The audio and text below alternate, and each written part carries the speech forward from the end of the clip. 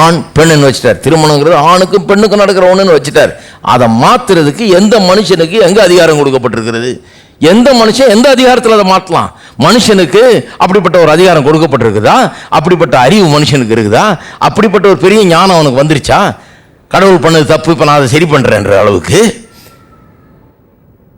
இவனுக்கு எங்கிருந்து வந்தது அப்படிப்பட்ட ஒரு அதிகாரம்? ஒரு சாதாரண மனுஷன், இவன் ஒரு சிருஷ்டிப்பு, இவன் கடவுளால் உண்டாக்கப்பட்டவன், இவனுக்கு ஒன்றும் எல்லாம் தெரியாது பாருங்க. அதை மாற்றக்கூடிய அளவுக்கு அவன் பெரிய இது கிடையாது பாருங்க. காட்டும் வழிகளில்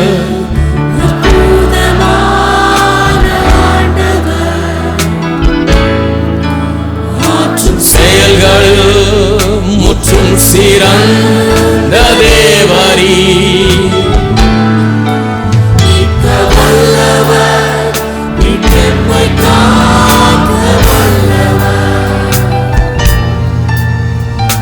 மகிமை என்றென்றும் உமக்கே. மறுபடியும் காட்டும் வழிகளில் அற்புதமான ஆற்றும் செயல்களில் முற்றும் சிறந்த தேவரீ, மீட்க வல்லவர், மீட்பெம்மை காக்க வல்லவர், மகிமை என்றென்றும் உமக்கே. இன்னும் ஒரு முறை பாடுவோம். காட்டும் வழிகளில், காட்டும் வழிகளில் அற்புதமான ஆண்டவர், ஆற்றும் செயல்களில் முற்றும் சிறந்த தேவரீ, மீட்க வல்லவர், மீட்பெம்மை காக்க வல்லவர், மகிமை என்றென்றும் உமக்கே.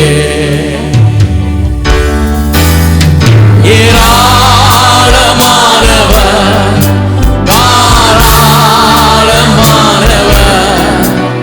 நீரென் எல் ஷடாய், நீரை வாக்கும் போதுமானவர், சர்வவல்ல தேவரீ,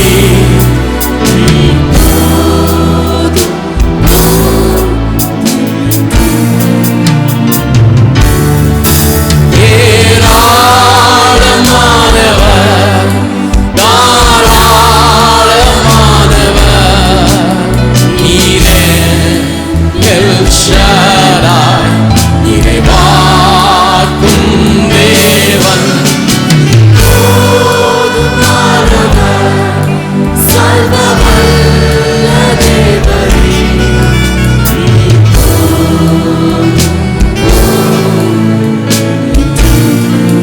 இன்னொரு முறை. ஏராளமானவர், தாராளமானவர்,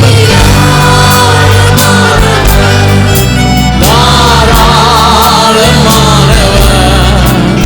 நீரே எல் ஷடாய், நீரை காக்கும்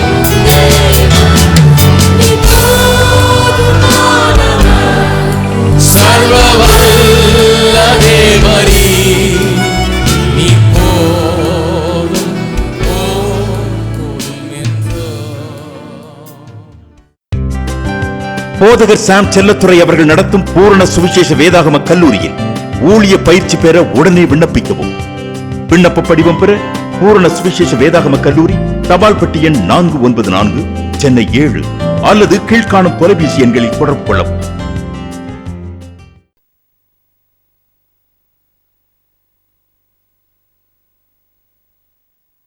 நாம் வஞ்சிக்கப்படாது இருக்கும்படியாய் ஜாக்கிரதையாக இருக்க வேணும். இதை அறிந்து கொள்ள வேணும். வஞ்சிக்கப்படாதபடிக்கு அறிந்து கொள்ள வேண்டும். பாருங்க, உலகத்தினுடைய கதையே அப்படிதான், வஞ்சனையில தான் துவங்குது. கர்த்தர் மனுஷனை நல்லா உண்டாக்குனார், தம்முடைய சாயல்படி ரூபத்தின்படி உண்டாக்கினார். ஒரு ஏதேன் தோட்டம் என்கிற அழகான ஒரு சூழலை உண்டாக்கி அங்கே மனுஷனை வச்சார். மனுஷனுக்கு வேண்டிய அத்தனையும் வச்சாருங்க. மனுஷன் தேவனோடு கூட நல்ல ஐக்கியத்திலும் உறவிலும் வாழ்ந்து வந்தான். அப்படியே இருந்து தான் இன்னைக்கு ஓஹோன்னு இருந்திருப்பான். ஆனால் அங்கே நடந்தது என்ன? 3ஆம் வசனத்தில் நான் வாசிக்கிறோம், வஞ்சிக்கிற பிசாசு வந்து ஏவாளை வஞ்சித்து அதன் மூலமாக மனுக்குலமே விழுந்து போயிற்று. வஞ்சனையினால தான் இன்றைக்கு மனுக்குலம் இன்றைக்கு இந்த அவல நிலையில் இருக்கிறது என்பது வேத வசனத்தின் போதனை. இந்த வஞ்சனைக்கு தப்பிக்கொள்ள ஜாக்கிரதையா இருக்கணும், இந்த வஞ்சனையில் அகப்படாமல் ஜாக்கிரதையா இருக்கணும்ன்றது வேதம் பல இடங்களில் பல விதமாக போதிக்கிறது. சில வசனங்களை வாசிக்கிறோம் ஒரு இதில் லேசாக புரிந்து கொள்ளும்படியாக. இந்த வஞ்சனை எவ்வளோ பெரிய முக்கியமான ஒரு காரியம், இதில் சிக்காமல் நாம் தப்ப வேணும் என்கிறது வேதம் எப்படி போதிக்கிறது என்பதை கவனியுங்கள். 2 கொரிந்தியர் 11ஆம் அதிகாரம் 2ஆம் வசனம். நான் உங்களை கற்புள்ள கன்னிகையாக கிறிஸ்து என்னும் ஒரே புருஷனுக்கு ஒப்பு கொடுக்க நியமித்தபடியால் உங்களுக்காக தேவ வைராக்கியம் கொண்டிருக்கிறேன். ஆகிலும் சர்ப்பமானது தன்னுடைய தந்திரத்தினாலே ஏவாளை வஞ்சித்தது போல உங்கள் மனதும் கிறிஸ்துவை பற்றிய உண்மை என்று விலகும்படி கெடுக்கப்படுமோ என்று பயந்து இருக்கிறேன்றார். என்ன சொல்றாரு? உங்களை என்ன பண்ணிட்டேன்றாரு? கற்புள்ள கன்னியாகிய கிறிஸ்து என்னும் ஒரே புருஷனுக்கு ஒப்பு கொடுக்க நியமித்தபடியால். நிறைய வெட்டிங் என்கேஜ்மெண்ட்டில் இதை எடுத்து நான் பிரசங்கம் பண்ணுறது உண்டு, நிச்சயதார்த்த விழாங்களில். ஏன்னா வேத வசனத்தில் திருமண உறவை, கணவன் மனைவி உறவை குறித்து பேசும்போது என்ன சொல்லியிருக்கிறது? கிறிஸ்துவும் சபையும் எப்படியோ அப்படியே கணவனும் மனைவியும் இருக்க வேண்டும் அப்படின்னு சொல்லி ரெண்டத்தையும் ஒப்பிட்டு பேசுகிறார் பவுல் எபேசியர் 5ஆம் அதிகாரத்தில், இல்லையா? கிறிஸ்துவும் சபையும் கணவனும் மனைவியும்னு ரெண்டுத்தையும் ஒப்பிடுறார். திருமண வாழ்க்கையை மட்டும் இல்லை, என்கேஜ்மெண்ட்டையே அப்படி பேசுறார். இங்கே என்கேஜ்மெண்ட்லேயே ஆரம்பிச்சிருதுன்றார். இது எப்படி ஆரம்பிக்குதான்? உங்களை கற்புள்ள கன்னியாகிய கிறிஸ்து என்னும் ஒரே புருஷனுக்கு ஒப்பு கொடுக்க நியமித்தபடியால் உங்களை குறித்து உங்களுக்காக தேவ வைராக்கியம் கொண்டிருக்கிறேன். ஆகிலும் சர்ப்பமானது தன்னுடைய தந்திரத்தினாலே ஏவாளை வஞ்சித்தது போல உங்கள் மனதும் கிறிஸ்துவை பற்றிய உண்மை என்று விலகும்படிக்கு கெடுக்கப்படுமோ என்று பயந்திருக்கிறேன். அதாவது இந்த மக்களுக்கு சொல்றாரு, உங்களை என்கேஜ்மெண்ட் பண்ணிட்டேன் நான். யாருக்கு? ஒரே புருஷனுக்கு மனைவியாக இருக்கும்படியாக உங்களுக்கும் கிறிஸ்துவுக்கும் என்கேஜ்மெண்ட் ஆயிருக்குன்றார். திருமணம் ஆக போது என்கேஜ்மெண்ட்டு ஆயிருக்குன்ற விதத்தில் பேசுறார். அப்படி என்கேஜ்மெண்ட் பண்ணிட்டதுனால இப்போ எனக்கு கவலையா இருக்குது. ஏன்னா அந்த பிசாசானவன் போந்து உங்க மனதை மாத்திரக்கூடாது, வஞ்சித்திடக்கூடாது, உங்களை ஏமாத்தி வேற பக்கம் திசை திருப்பிடக்கூடாது. என்ன சொல்ல வர்றாரு? என்கேஜ்மெண்ட் எதுக்கு வைக்கிறோம்? என்கேஜ்மெண்ட் விழாவில் நான் பேசுறது உண்டு. என்கேஜ்மெண்ட் எதுக்கு? 2 பேர் வர்றாங்க, ஒரு பொண்ணு ஒரு பையன், 2 வீட்டார் வர்றாங்க, 2 பேருக்கு என்கேஜ்மெண்ட் பண்ணி வைக்கிறோம், மோதிரம் மாற்றிக்கிறாங்க, ஏதோ நடக்குதாங்க, அறிவிக்கிறோம் 2 பேரும் திருமணத்துக்காக நிச்சயிக்கப்பட்டிருக்கிறார்கள்னு. அங்கே என்ன நடக்குது? திருமணத்துக்காக நிச்சயிக்கப்பட்ட பிறகு அதுக்கப்புறம் போய் மாப்பிள்ளை தேடுறது இல்லை. அதுக்கப்புறம் இந்த பொண்ணு வேற மாப்பிள்ளையை பார்த்துட்டு இருந்ததுன்னா, நோட்டம் விட்டுட்டு இருந்ததுன்னா தப்புன்னு அர்த்தம். அதனால என்கேஜ்மெண்ட்ல நான் அறிவிக்கிறது, இனிமே நோட்டம் விடக்கூடாது, இனிமே அது பெட்டரா இருக்கும் போல இருக்கு அப்படின்னு அப்படி பார்க்கக்கூடாது. ஏன்னா நிச்சயம் முடிஞ்சு போச்சு. அதான் சொல்றாரு இங்க, நீங்கள் ஒரு புருஷனுக்கு ஒப்பு கொடுக்கப்படும்படியாக நியமிக்கப்பட்டிருக்கிறீர்கள். என்கேஜ்மெண்ட் ஆயிடுச்சு. யூ பீன் betrothed அப்படின்ற வார்த்தையை யூஸ் பண்றாரு இங்கிலீஷ்ல. அப்ப betrothal ஆயிடுச்சு. ஆகவே அதுல உண்மையா இருங்கன்றாரு. betrothal ஆயிட்டபடினாலே, ஒப்பு கொடுக்கிறதுக்காக நியமிக்கப்பட்டபடினால இனிமே கட்சி மாறிடலாம்னு பார்க்கக்கூடாது, அப்படி தாவிரலாமான்னு பார்க்கக்கூடாது, இது வேணா அதை எடுத்துக்கலாமான்னு பார்க்கக்கூடாது. இப்படி அந்த மாதிரி புத்தி வேலை செஞ்சதுன்னா அது சரியான புத்தி இல்லைன்னு அர்த்தம். இது ஆவிக்குரிய ஜீவித்தில் நடக்குது. நீங்க இயேசுவுக்காக ஒப்பு கொடுக்கப்பட்டு பிட்ராத்தல் நடந்துருச்சு, என்கேஜ்மெண்ட் நடந்துருச்சு. இனிமே மற்ற காரியங்களில் ஈடுபட்டிருக்க கூடாது. இந்த உறவை கெடுக்கக்கூடிய காரியங்களில் ஈடுபடக்கூடாது. பிசாசானவன் அப்படி கெடுக்கிறதுக்கு, வஞ்சிக்கிறதுக்கு எப்பவுமே வேலை செஞ்சிட்டு இருக்கான். ஜாக்கிரதையா இருங்கன்றார். அதை பற்றி தான் நான் பயந்து கொண்டிருக்கிறேன். அப்படி பண்ணிடக்கூடாது பிசாசு உங்களை அப்படின்னு சொல்றாரு. எப்படி சொல்றாரு பாருங்க, இந்த வஞ்சனை எவ்வளவு பெரிய பொல்லாத ஒரு காரியம். எபிரேயர் 3ஆம் அதிகாரம், எபிரேயர் 3:13, உங்களில் ஒருவனாகிலும் பாவத்தின் வஞ்சனையினாலே கடினப்பட்டு போகாதபடிக்கு இன்று எனப்படும் அளவும் நாடோறும் ஒருவருக்கொருவர் புத்தி சொல்லுங்கள். பாவத்தின் வஞ்சனையினாலே ஒருவரும் கடினப்பட்டு போகாதபடிக்கின்றார். அப்ப பாவத்தின் வஞ்சனைன்னு ஒன்று இருக்குது. விசுவாசிகளுக்கு சொல்றாரு, பாவத்தின் வஞ்சனையினாலே கடினப்பட்டு போகாதபடிக்கு ஜாக்கிரதையா இருங்கன்றார். இன்னொன்னு, அதாவது வஞ்சிக்கப்படாதபடிக்கு ஜாக்கிரதையா இருங்கன்ற எச்சரிப்பு தான் எங்க பார்த்தாலும் இருக்குது. லூக்கா 17 இது ரொம்ப முக்கியமான ஒன்று. லூக்கா 17:26 நோவாவின் நாட்களில் நடந்தது போல மனுஷகுமாரனுடைய நாட்களில் நடக்கும். நோவாவின் நாட்கள் எப்படி இருந்ததோ அதே போல கடைசி காலத்திலும் இருக்குமா. நோவா பேழைக்குள் பிரவேசித்த நாள் வரைக்கும் ஜனங்கள் புசித்து குடித்தார்கள், பெண் கொண்டு கொடுத்தார்கள். ஜலப்பிரளயம் எல்லாரையும் அழித்து போட்டது. நோவா பாருங்க ஊர் முழுக்க பிரசவம் பண்றான். வெள்ளம் வரப்போகுது, அழிய போகுது, எல்லாம் பண்ண போகுதுன்னு காலாகாலமாக பிரசவம் பண்ணிட்டு வரான். பாருங்க, வருஷ கணக்கில் பிரசவம் பண்ணிட்டு வரான். பேழையை வேற செஞ்சுட்டு இருக்கான். அந்த காலத்தில் பேழை யாரும் பார்த்தது கிடையாது, ஒரு கப்பலை பார்த்தது கிடையாது. எல்லாரும் பார்த்து சிரிச்சிருப்பாங்கன்னு நினைக்கிறேன். என்னையா நீ இதை போய் கட்டு, இது மிதக்குமா, இது உள்ள நாங்கள் ஏறினா என்ன ஆகுறது, சேர்ந்து முழுகிடுவோம் போல இருக்குது, நாங்கள் நீந்தியே தப்பிச்சிருவோம் போ அப்படிங்கிற மாதிரி என்ன பண்ணாங்களோ தெரியல, பரியாசம் பண்ணியிருப்பாங்க. சரி செய்கிற நடவடிக்கையெல்லாம் அவர்களுக்கு கேவலமாக தெரிஞ்சது, அற்பமாக தெரிஞ்சது. ஆனால் அவனுக்கு தெரியுது வெள்ளம் வரப்போகுது, அதுக்கு தப்பும்படியாக இவள் மனம் திரும்பணும் அப்படின்னு தெரியுது. ஆனால் அவங்க எப்படி இருந்தாங்க, அவங்க பிஸியாக இருக்கிறாங்க வாழ்க்கையில். அதைத்தான் இப்படி சொல்லிடுது, புசித்து குடித்து பெண் கொண்டு கொடுத்து இப்படி இருந்தாங்க. அப்படின்னா என்ன அர்த்தம், வர்றது போகிறது, சாப்பிட்றது, தூங்குறது, எந்திரிக்கிறது, கல்யாணம் பண்ணுறது, பிள்ளை பத்துக்கிறது, இப்படி நார்மலாக வாழ்க்கையை நடத்திட்டு இருக்கிறாங்க. திடீர்னு வெள்ளம் வந்தது, எல்லாரையும் அழித்து போட்டது. எவ்வளோ நாள் வார்னிங் சொல்லி சொல்லி யாரும் கவனிக்கவே இல்லை. யாரும் அவன் பாட்டு வார்னிங் கொடுக்க அவன் பாட்டு சாப்பிட்டுட்டு இருக்கிறான். இங்கே வார்னிங் கொடுக்க அவன் பாட்டு தூங்கிட்டு இருக்கிறான் மீட்டிங்லேயே உட்காந்து. ஹலோ, இங்கே வார்னிங் கொடுக்க அவன் வர்றதில்லை. அட போயா, அவர் கிடக்கிறாரு, அவர் என்னத்தையும் சொல்லுவார் அப்படின்னு கிடக்கிறான். அப்போ இவருடைய வார்னிங் எல்லாம் அவங்களுக்கு ஒன்றும் உரைக்கவே இல்லை. பாருங்க, அவன் பாட்டுக்கு நார்மலாக லைஃப் போயிட்டே இருக்குது. திடீர்னு எல்லாத்தையும் அழிச்சு போடுது. ஐயோ என்ன அப்படி ஆயிடுச்சுன்றான். இவ்வளோ நாள் அதானே சொல்லிட்டு இருக்கிறோன்றான். இவ்வளோ நாள் சொல்லவே கவனிக்கவே இல்லை. அப்புறம் ஐயோ அப்படி போயிடுச்சுன்னா எத்தனை வருஷம் சொல்றது, எப்போதான் கவனிப்பீங்க? ஹலோ,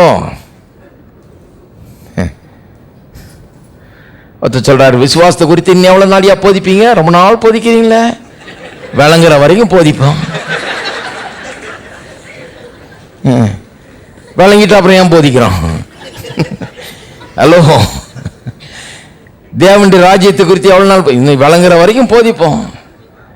கவனிக்கணும், விளங்கிக்கணும். இப்படியே போயிட்டே இருக்கக்கூடாது. சாப்பிட்டோம், போனோம், வந்தோம், தூங்கணும், எந்திரிச்சோம், வேலைக்கு போனோம், அதை பண்ணோம், இதை போனோம், பிஸியாக கல்யாணம் பண்ணுறது, பிள்ளை பார்க்கறது, கட்டுறது, இப்படியே இருக்கக்கூடாது. கடவுளுக்கும் நமக்கு என்ன ஆச்சு? கடவுளுக்கு முன்னால் எப்படி இருக்கிறோம் நாம? வேதம் இப்படி சொல்லுது, நம்மளை சரி பண்ணோமா, கரெக்டாக இருக்கிறோமா, என்ன இது, அதை பற்றி யோசிக்கிறதே கிடையாது. திடீர்னு வேலைலாம் வந்தது, எல்லாம் அடிச்சுட்டு போயிடுச்சு, அவ்வளோதான், முடிஞ்சு போச்சு கதை. கடவுள் ரொம்ப நியாயமானவர். அத்தனை வருஷம் சொல்லிட்டு தான் அப்புறம் செஞ்சார். கடவுள் நியாயம் இல்லைன்னு சொல்ல முடியாது. இவ்வளோ வருஷம் வார்னிங் கொடுத்து தான் பண்ணார். அப்புறம் பாருங்க, லோத்தினுடைய நாட்கள் நடந்தது போலவும் 28 நடக்கும். ஜனங்கள் புசித்தார்கள், குடித்தார்கள், கொண்டார்கள், விற்றார்கள், நட்டார்கள், கட்டினார்கள். இதுவும் அந்த நார்மல் லைஃப்பை தான் சொல்லிடுது. அப்படியே போயிட்டே இருக்குது. விற்கிறது, வாங்குறது, நட்டுறது, கட்டுறது, பெண் கொள்றது, பெண் கொடுக்கிறது, புசிக்கிறது, குடிக்கிறது, தான் நடக்குது லோத்துவின் காலத்தில். அப்பவும் வார்னிங் நடந்திருக்குது. ஆனால் பாட்டுக்கு அவன் பாட்டுக்கு அதை பற்றி யோசிக்கிறதே கிடையாது. நம்ம என்ன பண்ணுறோம், எவ்வளோ அக்கிரமமாக இருக்குது, நம்ம மனம் திரும்பணுமே, வாழ்க்கையை சரி பண்ணணுமே, நியாய தீர்ப்பு வந்தால் என்ன ஆகுறதுன்றது யோசிக்கவே இல்லை. திடீர்னு வந்தது அக்கினி. லோத்து சோதமை விட்டு புறப்பட்ட நாளில் வானத்திலிருந்து அக்கினியும் கந்தகமும் வருஷித்து எல்லாரையும் அழித்து போட்டது. அதில் தான் 2-3 வசனம் பொறுத்து பார்த்தீங்கன்னா சொல்லி லோத்தின் மனைவியை எண்ணி பாருங்கள்னு ஞாபகம் வச்சுங்கன்னு இருக்குது. ஏன் அவளுடைய பிரச்சனை என்ன? அந்தம்மாவுடைய பிரச்சனை, நிறைய கிறிஸ்தவர்களுடைய பிரச்சனை. அதில் விட்டு வந்தாச்சா, ஆனால் அது விட்டு வந்ததை திரும்பி பார்க்குற பிரச்சனை. விட்டு வந்தது மேலேயே நோட்டம் இருக்குது. மனம், கவனம், ஆசை, விருப்பமெல்லாம் அதில் இருக்கு பாருங்க. அதுதான் அந்தம்மாவுடைய பிரச்சனை. இதெல்லாம் இதுக்காக நமக்கு போதிக்கப்பட்டிருக்கிறது. அப்போ பாருங்க, வஞ்சிக்கப்படாதிருங்கள். எல்லாரும் சொல்லுங்க, வஞ்சிக்கப்படாதிருங்கள். என்ன ஒரு பெரிய எச்சரிக்கை பாருங்க. ஏன் இவங்கெல்லாம் கொரிந்த சபையில் இப்படி வாழ்ந்துகிட்டு இருந்தாங்க? ஏன் இப்படி ஒரு கேடுகட்ட விதத்தில் இருந்து கொண்டு இருக்கிறாங்க? இப்படியெல்லாம் எழுத வேண்டியதாக இருக்குது, இப்படியெல்லாம் அவர்களை எச்சரிக்க வேண்டியதாக இருக்குதுன்னு சொன்னால், அவர்கள் வஞ்சிக்கப்பட்டிருக்கிறார்கள். நிறைய பேருக்கு தப்பான ஒரு அபிப்பிராயம், வஞ்சனைக்குள்ளே இருக்கிறாங்க. அதனால அப்படி எழுதுகிறார். இந்த நவீன உலகத்தில் கூட பலவிதமான வஞ்சனைகள் இருக்குது. ஒரு சாம்பிளுக்கு சிலதை சொல்கிறேன். ஏன்னா இப்போ சிச்சுவேஷனுக்கு ரிலேட் பண்ணணும் அதை, இல்லையா? பழைய காலத்தை பற்றியே பேசின்னு இருக்கக்கூடாது. அது இப்போ பொருந்தும். வேத வசனம் இப்போ பொருந்தது. ஒருத்தர் சொல்கிறாரு, அதான் முதல் வஞ்சனை இதுதான். முதல் அது வந்துடுது பாருங்க. அப்படிதான் அது முதல் வஞ்சனை கொஞ்சம் யோசித்து பார்த்தீங்கன்னாலே விளங்கிடும். ஒருத்தர் சொல்கிறாரு, ஏயா பைபிள் புதிய ஏற்பாடே 2000 வருஷம் ஆயிடுச்சு, அதுக்கு முன்னால் பழைய ஏற்பாடு அது இன்னும் ஆயிரக்கணக்கான வருஷங்கள் இப்படி போயிருக்குதியா, இது பழம்பெரும் புஸ்தகம், இதை இப்போ நவீன காலத்தில் விஞ்ஞான காலத்தில் வைத்து எடுத்துகிட்டு இதை போதுச்சா, இது எப்படி செல்லும், இது எப்படி நமக்கு பொருந்தும், இந்த காலத்தில் வாழுகிறவர்களுக்கு எப்படி ஆயிரக்கணக்கான வருஷத்துக்கு முன்னால் எழுதப்பட்ட புஸ்தகம் பொருந்தும் அப்படிங்கிறாரு. அப்போ என்ன சொல்கிறாரு, இப்போ நம்மெல்லாம் வித்தியாசமானவர்களாக இருக்கிறோம், நம்ம நவநாகரிக காலத்தில் வாழ்கிறோம், இதுக்கும் நமக்கு சம்மந்தம் இல்லைன்றார். ஆனால் முதல்ல திருப்பியும் கவனிங்க, 1 Corinthians 6:9-11 என்ன எழுதியிருக்குதுன்னு பார்த்துங்க. இது பொருந்தாதுன்றீங்களா இன்னைக்கு?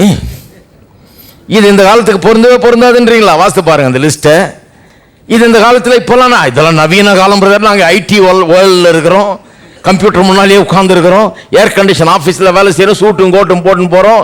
இன்னைக்கு இதை சொல்லிட்டு இருந்தா இப்படிப்பட்ட அசிங்கமான காரியங்கள்லாம் பண்ணுறாங்கன்னு, இது யார் பிரதர் பண்ணுறா? இன்னைக்கெல்லாம் ரொம்ப மாடர்ன் ஆயிடுச்சு உலகம். எங்கே மாடர்ன் ஆச்சு? ஆமாம், இப்போ கார் வந்துருக்குது, பிளேன் வந்துருக்குது, ராக்கெட்டும் வந்துருக்குது, 3 கூட போயிட்டு வந்தாச்சு. எல்லாம் சூட்டும் கோட்டும் போட்டு ஜம்முன்னு இருக்கிறோம். ஆனால் இங்கேருந்து 5000 மைல் தூரத்தில் இருக்கிறவனே எப்படி அவன் ஊரையே அழிக்கிறதுன்றதை கரெக்டாக கற்று வச்சுருக்கிறோம். இங்கேருந்து ஒரு மிசைலை விட்டு அங்கே போய் விழுந்து அது ஒன்றும் இல்லாமல் ஆக்குற அளவுக்கு பெரிய ஆளுகளாக இருக்கிறோம். நம்ம அழிக்கிறது ரொம்ப முக்கியமாக இருக்குது. என்ன விதத்தில் மாறிட்டோன்றீங்க? அப்போ உலகம் அப்படியே தான் இருக்குது, ஏன்னா ஜனங்க அப்படியே தான் இருக்கிறாங்க.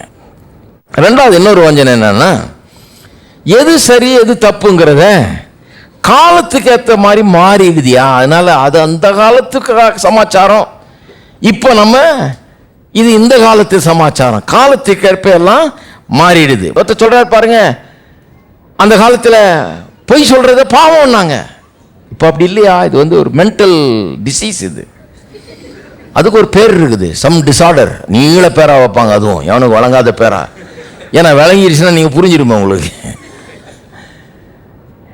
அதனால இது such and such disorder brother, mentally இது ஒரு சிக்னஸ். இது அந்த சிக்னஸை தான் சொல்லினுக்கிறேன், இப்போ பைபிளாக தான் சொல்லுது, அதை அந்த சிக்னஸை தான் பாவம்னு பைபிள் சொல்லுது. இன்னைக்கு என்ன சொல்றாங்க, நம்ம விஞ்ஞான ரீதியாக அதுக்கு பதில் வந்துருச்சுங்க. இன்னும் சில இங்கே பட்டியலிட்டிருக்கப்பட்டிருக்க சில காரியங்களை பற்றி என்ன சொல்றாங்க, இன்னைக்கு பயாலஜிக்கலா ரிசர்ச்சில் சிலதெல்லாம் கண்டுபிடிச்சிருக்காங்க, அதை பாவம் சொல்ல முடியாதுங்க. இன்னைக்கு அது பாவம் கிடையாது, இன்னைக்கு அதுக்கு சில விஞ்ஞான காரணங்கள் இருக்குது. இன்னைக்கு சில சைக்கலாஜிக்கல் ரீசன்ஸ் கண்டுபிடிச்சு, சைக்கலாஜிக்கல் டிசார்டர், ஆகவே இதை பாவம் சொல்ல முடியாது. இன்னைக்கு புது புது பேர்லாம் வந்துருச்சு, இதை பாவம் சொல்றது ரொம்ப பெரிய தப்பு. ஐரோப்பாவில் ஒருத்தர் சொல்றாரு பாருங்க, எனக்கு நான் நிறைய ஐரோப்பாவில் இப்போ பிரச்சனைலாம் பண்ணியிருக்கேன் பாருங்க, அங்கே இதே பிரச்சனை தான் இந்த ஆளுகளோட. ஏன்னா பாவம்ன்றதே அவங்க நம்ப மாட்டேன்றாங்க. ஏன்னா பாவங்கிறது இப்போ பாவம் அது அந்த காலத்தில் அறியாமையின் காலத்தில் சொல்லிட்டுருந்தாங்க பாவம்னு. இப்போ விஞ்ஞான காலம், நாங்கள் இது சைக்கலாஜிக்கல் டிசார்டர், மென்டல் டிசார்டர் அல்லது பயாலஜிக்கல் டிசார்டர் இப்படி சொல்கிறோம் நாங்கள் அப்படின்னு சொல்லிட்டு பாவத்தையே ஒழிச்சிட்டாங்க. அப்போ இன்னைக்கு கடவுள் தேவையில்ல, ஆஸ்பத்திரி தேவை, இன்னும் கேட்டால் போலீஸ் கூட தேவையில்லை. ஏன்னா அவன் குற்றவாளி கிடையாது, அவன் என்ன குற்றம் செய்தான், குற்றம் ஒன்றும் செய்யலைங்க, அவனுக்கு கொஞ்சம் வியாதி இருக்குது அவனுக்கு, அதனால கோர்ட்டு கொண்டு போய்ட்டு அப்படியே ஆஸ்பத்திரி கொண்டு போயிடுறாங்க, அவ்வளோதான். ஏன்னா வியாதி அவனுக்கு, அவன் என்ன பெரிய குற்றவாளி, அவனை போட்டு ஜெயிலில் போட்டு என்னத்துக்கு வாதிச்சுக்கிட்டு இருக்குங்க, வியாதி அவனுக்கு, வேற ஒன்றும் கிடையாது. அப்படிங்கிற ரீதியில் போகிறாங்க பாருங்க. அவங்க என்ன சொல்கிறாங்க, இந்த அதாவது அடிப்படையில் என்ன இதில் என்ன பிரச்சனைன்னு சொன்னால், ஆதியிலே தேவன் சில நித்திய பிரமாணங்கள் சிலதை வைத்திருக்கிறார், இட்டர்னல் கேனன் அப்படிமா. அதாவது நித்தியமாக தேவன் அஸ்திபாரமாக மனித வாழ்க்கைக்கு என்று வைத்த சில பிரின்சிபிள்ஸ். பாருங்க, ஒரு உதாரணத்துக்கு சொல்றேன். மனுஷனை உண்டாக்குன போதே தேவன் எப்படி உண்டாக்குனார், தம்முடைய சாயலின்படி ரூபத்தினர் மனுஷனை தன்னை போல உண்டாக்குனார். எப்படி உண்டாக்குனார், ஆணும் பெண்ணுமாக உண்டாக்குனார். திருமண வாழ்க்கையை பற்றி ஒரு கேள்வி எழுப்பின போது புதிய ஏற்பாட்டு காலத்தில் இயேசு விட்ட கேள்வி எழுப்பின போது அவர் சொல்றாரு, ஆதியிலே மனுஷரை சிருஷ்டித்த தேவன், மார்க் 10:6, ஆதியிலே மனுஷரை சிருஷ்டித்த தேவன் அவர்களை ஆணும் பெண்ணுமாக உண்டாக்கினார். அப்படின்னா என்ன அர்த்தம், இது ஆதியிலேருந்து வந்ததுப்பா, நடுவில் வந்தது இல்லை. இது ஆணும் பெண்ணுமாக கடவுள் யோசித்து பார்த்து அவனை உண்டாக்கும் போதே ஆண் பெண்ணு உண்டாக்குனார். வெறும் ஆண் உண்டாக்கல, வெறும் பெண்ணு உண்டாக்கல. ஏன் ஆண் பெண்ணு உண்டாக்குனாரு? குடும்பம், திருமணம், குடும்பம், பிள்ளைகள், இப்படி இனவெருத்தி உண்டாகணும். இதெல்லாம் மனசுல வச்சுதான் உண்டாக்கும் முன்னாடியே அதை மனசுல வச்சு உண்டாக்கும் போது ஆண் பெண் என்று இருவேறு இனங்களாக உண்டாக்கணும். அதுதான் அப்படி சொல்றார் இயேசு. ஆதியிலே மனுஷரை சிருஷ்டித்த தேவன் அவளை ஆணும் பெண்ணுமாக உண்டாக்கினார் அப்படின்னு சொல்லியிருக்கு. அப்ப ஆதாம் ஏவாள்னு உண்டாக்குனாரு. ஏன்னா ஆதாம் ஏவாளும் புருஷன் கொண்டாட்டியா இருந்து பிள்ளைகளை பெற்று இப்படி மனுஷ வாழ்க்கை உண்டாக்க வேணும்னு சொல்லிட்டு ஆடம் அண்ட் ஈவ்னு உண்டாக்குனார். இப்போ இவங்க என்ன சொல்றாங்க? அது ஆடம் அண்ட் ஸ்டீவன் கூட இருக்கலாங்க. அது அந்த காலத்தில் ஆடம் அண்ட் ஈவ். இப்போ ஆடம் அண்ட் ஸ்டீவ். ஏன்னா அது இப்படியும் இருக்கலாம். அவ்வளோ சர்வசாதாரணமாக மாற்றிடுறாங்க. ஒரு சட்டம் போட்டால் முடிஞ்சு போச்சு, அவ்வளோதான். ஓகே, லீகல், முடிஞ்சு போச்சு. இப்போ நான் கேட்குறேன், அதை மாற்றுறதுக்கு கடவுளுடைய நித்திய பிரமாணம் இது கடவுளுடைய மனதிலிருந்து தோன்றின ஞானம். கடவுள் மனுஷனை உண்டாக்குனவர் இப்படின்னு வச்சுட்டார். ஆண் பெண்ணுன்னு வச்சுட்டார். திருமணங்கிறது ஆணுக்கும் பெண்ணுக்கும் நடக்கிற ஒன்றுன்னு வச்சுட்டார். அதை மாற்றுறதுக்கு எந்த மனுஷனுக்கு எங்கே அதிகாரம் கொடுக்கப்பட்டிருக்கிறது? எந்த மனுஷன் எந்த அதிகாரத்தில் அதை மாற்றலாம்? மனுஷனுக்கு அப்படிப்பட்ட ஒரு அதிகாரம் கொடுக்கப்பட்டிருக்குதா? அப்படிப்பட்ட அறிவு மனுஷனுக்கு இருக்குதா? அப்படிப்பட்ட ஒரு பெரிய ஞானம் அவனுக்கு வந்துருச்சா? கடவுள் பண்ணது தப்பு, இப்போ நான் அதை சரி பண்ணுறேன்ற அளவுக்கு இவனுக்கு எங்கிருந்து வந்தது அப்படிப்பட்ட ஒரு அதிகாரம்? ஒரு சாதாரண மனுஷன், இவன் ஒரு சிருஷ்டிப்பு, இவன் கடவுளால் உண்டாக்கப்பட்டவன், இவனுக்கு ஒன்றும் எல்லாம் தெரியாது பாருங்க. அதை மாற்றக்கூடிய அளவுக்கு இவன் பெரிய இது கிடையாது பாருங்க. கார்ல போன கார்பரேட்டர் கூட மாற்ற தெரியாதவன் இதை மாற்றலாமா? கார் எதுக்கு ஸ்டார்ட் ஆகுதுன்னு கூட சொல்ல தெரியாதாலும் இந்த மாதிரி காரியத்தை மாற்றலாமா? எப்படி மாற்றலாம்? இது நான் விளையாடுற காரியமா? இது டேம்பர் பண்ணக்கூடாத ஒரு காரியம். இது தொடவே கூடாது, நம்ம இது பக்கத்திலே போகக்கூடாது, இதை வச்சு நோண்டவே கூடாது. இது நோன்ற ஒரு காரியம் அல்ல, இது விளையாடுற ஒரு காரியம் அல்ல. ஆண் பெண் என்று கடவுள் உண்டாக்கிட்டாரு. இது நித்திய பிரமாணம். இது கடவுள் இப்படித்தான் மனுஷனை யோசித்து இப்படி திட்டமிட்டு இப்படி உண்டாக்கி இப்படி வச்சு இவ்வளவு காலமா அப்படி நடந்துட்டு இருக்குது. இதை மாத்துறதுக்கு எந்த மனுஷனுக்கும் அதிகாரமே கிடையாது. மற்ற கோளாறுகள் எல்லாம் சரி பண்ணணும். இது அப்படி ஆயிடுச்சு, அப்படி ஆயிடுச்சு, இது பிரச்சனை இருக்குது அப்படின்னு சொல்லலாம், சரி ஏற்றுக்கொள்ளலாம். அதை சரி பண்றதுக்கு வழியை பார்க்கணும் ஒழிய, அது ஏன் அங்கீகரிக்கணும் ஒழிய, இதெல்லாம் பண்ணணும் ஒழிய இதை மாத்துறதுக்கு அதிகாரம் இதை மட்டும் தொடவே முடியாது. இதை தொடவே முடியாது. இது தொடர்றதுக்கு மனுஷனுக்கு அதிகாரமே இல்லை. அப்படிப்பட்ட ஒரு பெரிய அறிவோ ஞானமோ மனுஷனுக்கு இல்லை. எல்லா நாமத்திற்கும் மிக மேலான நாமம் இயேசுவின் நாமமே.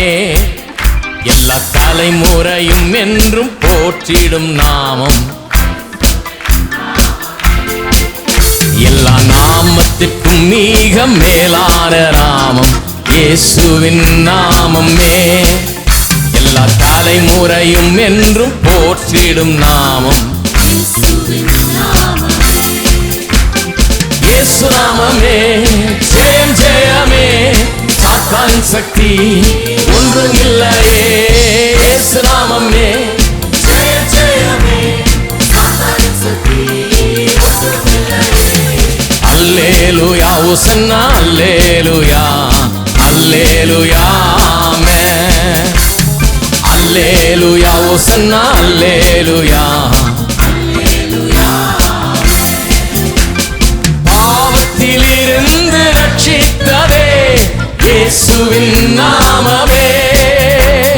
பாவத்திலிருந்து ரட்சித்ததே இயேசுவின் நாமமே. நித்திய நரகத்திலிருந்து விடுவித்ததே கிறிஸ்தேசுவின் நாமமே. நித்திய நரகத்தில் இருந்து விடுவித்ததே கிறிஸ்தேசுவின் இயேசு நாமமே. ஜெயம் ஜெயமே, ஒன்றுமில்லையே. இயேசு நாமமே. ஜெயம் ஜெயமே, ஒன்றுமில்லையே. அல்லேலூயா ஓசன்னா, அல்லேலூயா அல்லேலூயா ஆமென். அல்லேலூயா ஓசன்னா, அல்லேலூயா அல்லேலூயா. சாத்தானின் மேல் அதிகாரம் தந்ததே இயேசுவின் நாமமே. சாத்தானின் மேல் அதிகாரம் தந்ததே இயேசுவின் நாமமே. சத்ரு கோட்டைகளை தகர்ந்தெறிந்திட்டதே கிறிஸ்தேசுவின் தகர்ந்தெறிந்திட்டதே கிறிஸ்தேசுவின்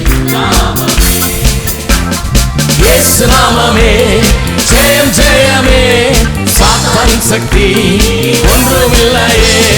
இயேசு நாமமே ஜெயம் ஜெயமே, சாத்தான் சக்தி ஒன்றுமில்லையே. அல்லேலூயா ஓசன்னா அல்லேலூயா, அல்லேலூயா ஓசன்னா அல்லேலூயா. சரீர வியாதிகளை குணமாக்குதே இயேசுவின் நாமமே. சரீர வியாதிகளை குணமாக்குதே இயேசுவின் நாமமே. தொல்லை கஷ்டங்கள் அனைத்தையும் நீக்கிடுதே கிறிஸ்தேசுவின் நாமமே. தொல்லை கஷ்டங்கள் அனைத்தையும் நீக்கிடுதே கிறிஸ்தேசுவின் நாமமே. இயேசு நாமமே ஜெயம் ஜெயமே, சாத்தான் சக்தி ஒன்றுமில்லையே. இயேசு நாமமே ஜெயம் ஜெயமே, சாத்தான் சக்தி ஒன்றுமில்லையே. அல்லேலூயா ஓசன்னா அல்லேலூயா, அல்லேலூயா அல்லேலூயா ஓசன்னா அல்லேலூயா. சாத்தானின் மேல் அதிகாரம் தந்ததே இயேசுவின் நாமமே. சாத்தானின் மேல் அதிகாரம் தந்ததே இயேசுவின் நாமமே. சத்ரு கோட்டைகளை தகர்ந்தெறிந்திட்டதே கிறிஸ்தேசுவின் நாமமே. சத்ரு கோட்டைகளை தகர்ந்தெறிந்திட்டதே கிறிஸ்தேசுவின் நாமமே. இயேசு நாமமே ஜெயம் ஜெயமே, சாத்தான் சக்தி ஒன்றுமில்லையே. இயேசு நாமமே ஜெயம் ஜெயமே,